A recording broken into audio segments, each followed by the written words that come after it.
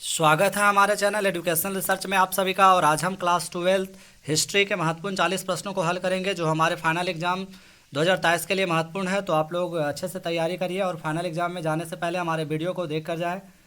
तो question number 1 में यहाँ पे कह रहा है मोहनजोदड़ो की खोज किसने की थी। तो मोहनजोदड़ो की खोज 1922 ईस्वी में राखलदास बनर्जी ने किया था। ऑप्शन नंबर बी हमारा राइट आंसर होगा।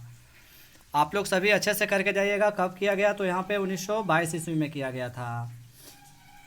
डेट भी आप लोग याद रखिएगा। वहीं यहाँ पे क्वेश्चन नंबर ए में कह रहा है दयाराम साहनी। तो दयाराम साहनी ने हड़प्पा की खोज की थी। किसकी? हड़प्पा की खोज की थी।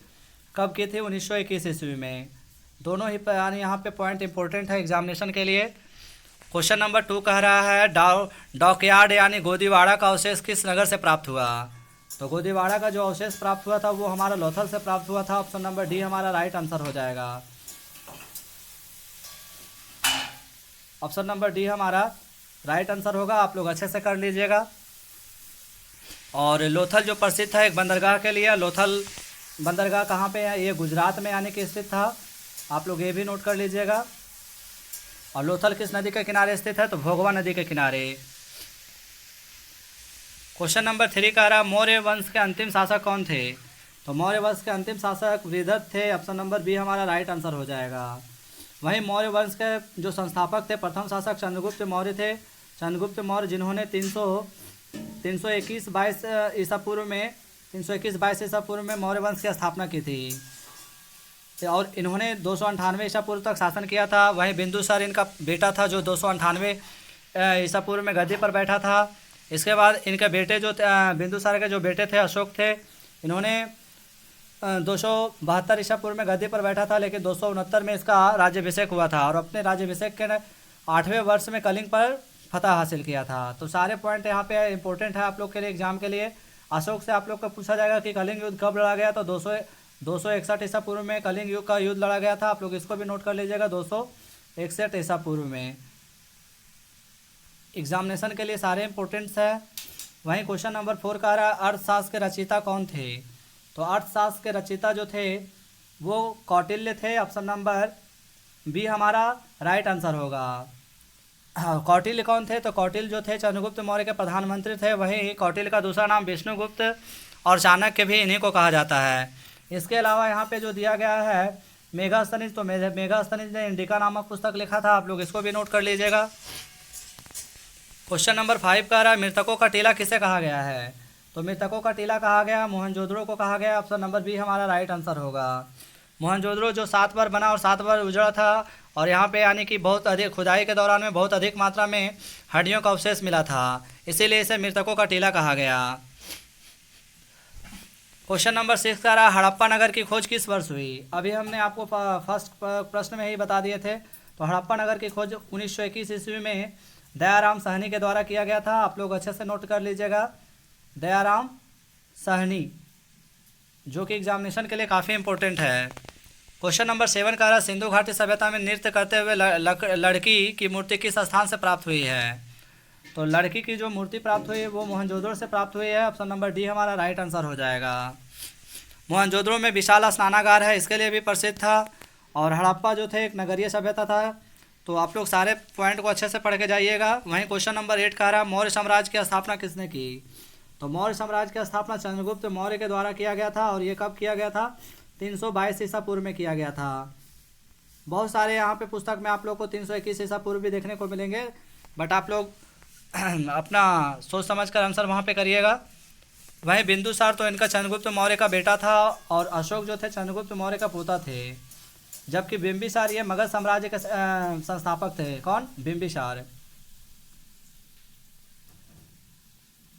क्वेश्चन नंबर 9 कह रहा है मौर्य साम्राज्य में प्रचलित मुद्रा का क्या नाम था। मौर्य साम्राज्य में प्रचलित मुद्रा का नाम क्या था। तो मौर्य साम्राज्य में जो मुद्रा प्रचलित था उसका नाम था पर्ण, यानी ऑप्शन नंबर ये हमारा राइट आंसर होगा। क्वेश्चन नंबर 10 का रहा मुद्रा राक्षस लेखक निम्न में से कौन है। मुद्रा राक्षस के जो लेखक है वो कौन है। तो मुद्रा राक्षस लिखा गया विशाखा दत्त के द्वारा लिखा गया। ऑप्शन नंबर डी हमारा राइट आंसर हो जाएगा। इसी तरह क्वेश्चन नंबर 11 का रहा निम्नलिखित में से कौन मौर्य वंश का शासक नहीं है। तो अभी हम आप लोग को बताए थे कि अशोक, बिंदुसार और चंद्रगुप्त मौर्य ये तीनों अपने पिता, पुत्र और पोते हैं। जबकि अजातशत्रु जो है ये हमारा बिम्बिसार का पुत्र है, यानी कि जो मगध डायनेस्टी से थे। तो यहाँ पे हमारा आंसर क्या हो जाएगा, ऑप्शन नंबर डी हो जाएगा। अजात शत्रुओं को नाश करने वाला कहा जाता है। ये पहला शासक था जिनके द्वारा एक पुत्र द्वारा पिता की हत्या की गई, और यह प्रथा चलता रहा। क्वेश्चन नंबर 12 कह रहा है चंद्रगुप्त मौर्य ने सेल्यूकस को कब पराजित किया। क्वेश्चन नंबर 12 का हमारा सही आंसर हो जाएगा ऑप्शन नंबर बी हो जाएगा। 305 बीसी में 305 बीसी में सेल्यूकस को पराजित किया था। किसने? चंद्रगुप्त मौर्य ने। और 298 ईसा पूर्व में चंद्रगुप्त मौर्य की मृत्यु हुई थी। क्वेश्चन नंबर 13 कह रहा है अमरावती का स्तूप किस राज्य में स्थित है। तो अमरावती का जो स्तूप है स्थित है वो है आंध्र प्रदेश में स्थित है। ऑप्शन नंबर ए हमारा राइट आंसर हो जाएगा। क्वेश्चन नंबर 14 कह रहा है बुद्ध के पूर्व जन्म की कथाएं निम्नलिखित में से किस में संकलित है। तो बुद्ध की जो पूर्व जन्म की कथाएं हैं वो संकलित है यहाँ पे जातक कथा में संकलित है। ऑप्शन नंबर बी हमारा राइट आंसर हो जाएगा। क्वेश्चन नंबर 15 कह रहा है भोपाल की किस बेगम ने सांची के स्तूप के संरक्षण में योगदान दिया। तो भोपाल के जो बेगम थे यहाँ पे शाहजहां बेगम भी थे और सुल्तान जहां बेगम भी थी। तो दोनों ने यानी कि महत्वपूर्ण योगदान दिया था, इसलिए हमारा राइट आंसर हो जाएगा बी और सी, यानी ऑप्शन नंबर डी हमारा राइट आंसर हो जाएगा। और इन्होंने किस तरह से यानी कि संरक्षण किया था। तो सांची का स्तूप को जब फ्रांसीसी और ब्रिटेन अंग्रेज जब लेने के लिए आए तो उसे क्या किया, प्लास्टर ऑफ पेरिस का ढांचा बनाकर दे दिया, जिससे दोनों खुश हो गए और इस तरह से यह बचा रह गया। जबकि अमरावती का स्तूप का कोई संरक्षक नहीं था, इसलिए वह नष्ट हो गया था। क्वेश्चन नंबर 60 कह रहा है बुद्ध के बचपन का क्या नाम था। तो बुद्ध के बचपन का नाम, बहुत ही अच्छा क्वेश्चन दिया गया। बुद्ध के बचपन का नाम सिद्धार्थ था। और वहीं महावीर का बचपन का नाम क्या था, तो वर्धमान था। राहुल कौन थे, तो राहुल जो थे गौतम बुद्ध के पुत्र थे। क्वेश्चन नंबर 17 कह रहा है महावीर का जन्म कहाँ हुआ। क्वेश्चन नंबर 17 का हमारा राइट आंसर हो जाएगा ऑप्शन नंबर ए हो जाएगा वैशाली में। वैशाली में महावीर का जन्म हुआ था। महावीर का जन्म कब हुआ, तो 540 ईसा पूर्व में जन्म हुआ था इनको ज्ञान की प्राप्ति कहाँ से हुई, तो ज्ञान की प्राप्ति कहाँ से हुई थी, ऋजुपालिका नदी के किनारे हुआ था। और किस वृक्ष के नीचे हुआ था, तो साल वृक्ष के नीचे हुआ था। क्वेश्चन नंबर 18 का रहा जैन समुदाय में प्रथम विभाजन के श्वेतांबर संप्रदाय के संस्थापक कौन थे। तो श्वेतांबर संप्रदाय के संस्थापक जो थे वो थे स्थूल भद्र थे, यानी ऑप्शन नंबर बी हमारा राइट आंसर होगा। क्वेश्चन नंबर 19 का रहा स्तूप संबंधित है निम्न में से। तो स्तूप किससे संबंधित है, तो ये संबंधित है बौद्ध धर्म से है। बौद्ध की याद में स्तूपों का निर्माण किया गया था। और वहीं बता दें कि अशोक जो थे उन्होंने 84,000 स्तूपों का निर्माण करवाया था। तो सारे फैक्ट्स यहाँ पे इंपॉर्टेंट है, आप लोग नोट कर लीजिएगा। क्वेश्चन नंबर 20 का रहा कुंडलवन कश्मीर में चतुर्थ बौद्ध संगीति किस शासक के काल में हुई, यानी चौथा जो बौद्ध संगीति का आयोजन किया गया था किस शासक के काल में हुआ था, तो ये हुआ था यहाँ पे कनिष्क के काल में हुआ था। ऑप्शन नंबर बी हमारा राइट आंसर हो जाएगा। कनिष्क जिन्होंने शुद्ध सोने का सिक्का चलाया था। क्वेश्चन नंबर 21 कह रहा है सूफी परंपरा में पीर का क्या अर्थ है। तो पीर कहा जाता था, गुरु को कहा जाता था, यानी ऑप्शन नंबर ए हमारा राइट आंसर हो जाएगा। क्वेश्चन नंबर 22 कह रहा है भक्ति एवं सूफी आंदोलन के संतों का योगदान था। तो भक्ति एवं सूफी संतों के आंदोलन का में जो योगदान था वो किनका था, धार्मिक भेदभाव में, हिंदू और मुसलमानों में एकता, सामाजिक भेदभाव में, ऑप्शन नंबर डी है इनमें से सभी। तो 22 का सही आंसर हो जाएगा ऑप्शन नंबर डी हमारा राइट आंसर हो जाएगा। क्वेश्चन नंबर 23 कह रहा भक्ति आंदोलन भारत के किस क्षेत्र में प्रारंभ हुआ था। तो भक्ति आंदोलन भारत के जिस क्षेत्र में प्रारंभ हुआ था वो थे दक्षिण क्षेत्र थे, यानी ऑप्शन नंबर बी हमारा राइट आंसर हो जाएगा। क्वेश्चन नंबर 24 कह रहा है कि कीर्तन को प्रारंभ करने वाले संत का क्या नाम था। तो कीर्तन को जिन्होंने प्रारंभ किया था उनका नाम था चैतन्य महाप्रभु थे। ऑप्शन नंबर डी हमारा राइट आंसर हो जाएगा।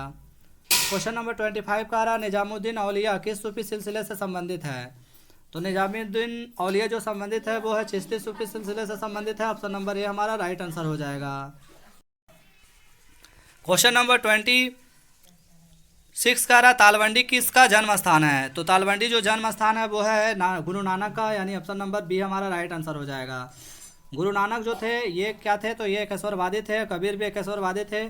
कबीर के 3 ग्रंथ है सखी शबद रमैनी जो बीजक में संग्रहित किया गया। वहीं मीरा, तो मीराबाई जो थे वो यानी कि कहने का मतलब है कृष्ण निर्गुण और सगुण दोनों धारा के थे, जबकि कबीर जो थे सिर्फ निर्गुण धारा के थे।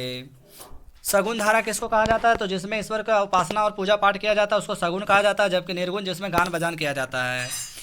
क्वेश्चन नंबर 27 कह रहा है किस काल में प्रशासन में न्यायकर व्यवस्था एवं आयंगर व्यवस्था प्रचलित थी। बहुत ही अच्छा प्रश्न है फाइनल एग्जाम के लिए। तो ये प्रचलित थी विजयनगर काल में। विजयनगर के बारे में बता दें तो 1336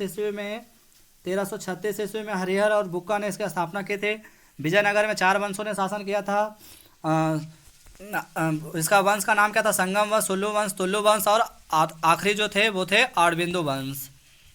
क्वेश्चन नंबर 28 का रहा 1565 ईस्वी में कौन सा प्रसिद्ध हुआ? तो ये हुआ था तालीकोट का युद्ध हुआ था। राक्षसी तगड़ी युद्ध कहा जाता है इसे। और ये विजयनगर साम्राज्य और बहमनी साम्राज्य के साथ में हुआ था। वहीं बता दें बहमनी साम्राज्य जिनकी स्थापना 1347 ईस्वी में हुई थी।